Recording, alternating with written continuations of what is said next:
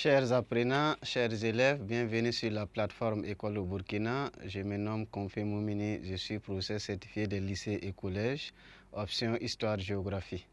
Je suis ici pour la classe de la terminale D et ce soir nous allons continuer dans la même dynamique que la séance précédente, c'est-à-dire les exercices sur les différentes leçons que nous avons eu à aborder ensemble. Au cours des différentes séances. Et nous avons eu à traiter deux exercices concernant les deux chapitres précédents contenant dans le palier numéro 1. Il s'agissait d'un exercice sur la Seconde Guerre mondiale et ses conséquences. Après, nous avons abordé également, traité un exercice sur les tensions idéologiques et la fin de la bipolarisation. Aujourd'hui, nous abordons le palier numéro 2, en histoire toujours, pour traiter un autre exercice encore, mais cette fois-ci, un exercice qui va couvrir les différentes leçons du palier numéro 2. Et ces leçons sont les facteurs de la décolonisation. Il y a également les formes d'accession à l'indépendance en Afrique française. On a pris le cas d'une colonie de peuplement, l'Algérie, et d'une colonie d'exploitation qui est le Burkina Faso ou l'ex-Haute-Volta. Et il y a également l'évolution politique du Burkina Faso de 1960 à nos jours, où nous avons vu la succession des régimes constitutionnels normaux, mais également des régimes d'exception et de transition politique. Et on a terminé avec les problèmes de l'Afrique indépendante. Donc aujourd'hui, nous abordons un exercice qui va nous permettre de couvrir autant que possible ces 4 leçons contenues dans le palier numéro 2. Donc c'est une situation d'intégration comme la méthode l'exige actuellement, l'approche APC, approche par les compétences. Donc nous commençons avec la situation d'intégration. C'est l'exercice numéro 1.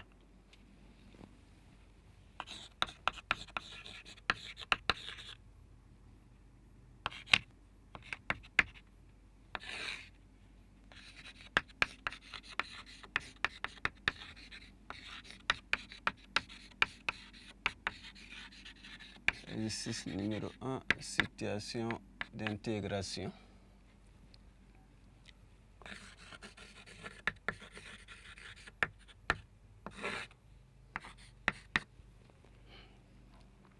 Donc, je vais lire la situation problème. En suivant un film documentaire sur la décolonisation des territoires africains, votre petit frère Raogo, qui a abandonné les études en classe de 4e, est étonné d'entendre un reporter dire que la Seconde Guerre mondiale a contribué à l'éveil des consciences en Afrique et cela a favorisé le processus de décolonisation en Afrique. Par ailleurs, il apprend aussi que l'indépendance n'a pas mis fin au problème de l'Afrique. Il vient vers toi, Raïm, élève en classe de terminale, pour comprendre.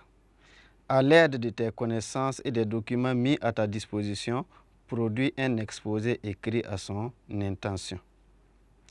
Maintenant, les supports. Support, document 1.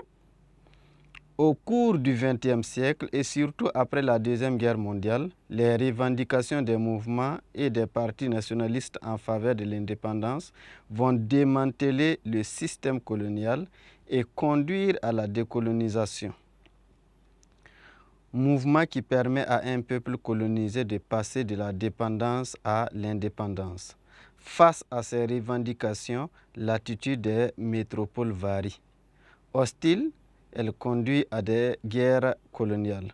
Plus souple, elle se traduit par l'autodétermination, c'est-à-dire la possibilité de choisir librement le statut futur du pays. L'indépendance obtenue, des accords de coopération sont parfois signés. Les anciennes métropoles apportent leur aide financière, technique, parfois militaire aux anciennes colonies. Mais ces aides peuvent être considérées comme un moyen de maintenir une domination économique, considérées comme des manifestations du néocolonialisme. Brand D et Duroset M. Dictionnaire thématique d'histoire-géographie, 3e édition, Paris 1993, page 108.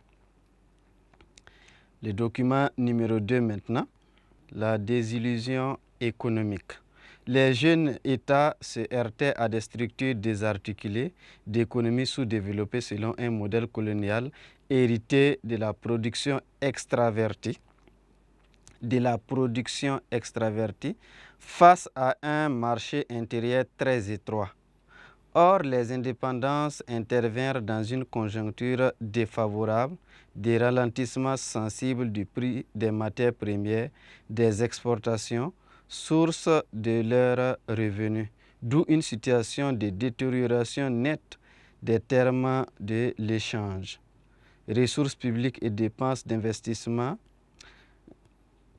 s'en trouvèrent amputées, d'autant alors que s'accélérait en revanche un boom démographique sans précédent. L'évolution du produit intérieur brut PIB par tête ne pouvait que s'en ressentir. UNESCO, Histoire générale de l'Afrique, l'Afrique depuis 1935, volume 8, édition UNESCO 1989, page 330. Document numéro 3. Mon idée au plan national, c'est que vous avez un groupe d'officiers, des capitaines plus un commandant, Lingané Jean-Baptiste, qui ont utilisé des passe-droits pour se saisir du pouvoir en Haute-Volta en 1983 pour instaurer le régime du CSP, ensuite le CNR. Des contradictions sont très vite apparues. Ils se sont entrés dedans et Blaise Compaoré a émergé seul à partir du 15 octobre 1987 pour instaurer son fameux Front populaire. Par des manœuvres successives, profitant de la chute du mur de Berlin en 1989, il instaure en 1991 une soi-disant république. Mais tout le monde sait que c'était toujours un régime d'exception avec des élections pipées à l'avance, des assassinats ciblés, etc. Déjà, ce sont mes collègues de l'armée qui prennent le pouvoir et qui musellent tout le monde. Interview du colonel Charles Lona Ouattara aux médias en ligne lefaso.net, publié le 21 mars 2016. Consigne montre l'impact de la Seconde Guerre mondiale dans le processus de décolonisation de l'Afrique. Consigne 2 relève à partir du document les problèmes économiques des jeunes États africains indépendants.